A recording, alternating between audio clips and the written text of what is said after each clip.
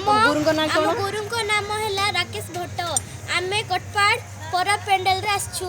आम माने ठमकी ठमकी नाचे धांगीडी गीत रे नाचिलु और आमे प्रथम पुरस्कार पाइलु। कितने खुशी लगिला और हमको बहुत खुशी लगिला। धन्यवाद। कौन सा प्रोग्राम करने वाले? मेरा नाम रवि थापा है और मैं आया हूँ भुवनेश्वर से। हम लोग एकेडमी का नाम है डिवाइन डांस म्यूजिक एकेडमी। हम लोग आए हैं कटपट एरिया में आए हैं। हम लोग बहुत अच्छे से डांस करना चाहते हैं। हम लोग को बुलाया गया हुआ है। हम लोग तरफ से चंद्रिका दास मुझे बुलाए हैं, बेसिकली भी बहुत अच्छे से। तो आज हम लोग आके यहाँ पर डांस करके बहुत अच्छा लग रहा है। कैसा फील हो रहा है? मतलब ये जगह तो नया है। बहुत अच्छा।